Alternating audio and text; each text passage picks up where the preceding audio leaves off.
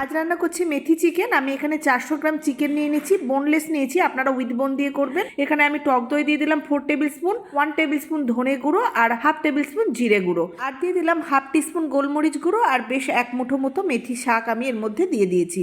আর পরিমাণ মতো নুন দিয়ে চিকেনটাকে ভালো করে মেখে নিয়ে কড়াইয়ে 3 টেবিল চামচ মতো সাদা তেল গরম করে নিয়ে দুটো তেজপাতা আর গোটা গরম মশলা ফোড়ন দিয়ে প্রথমে আমি দিয়ে দিলাম 1 টেবিল চামচ আদা রসুন আর কুচনো কাঁচা লঙ্কা।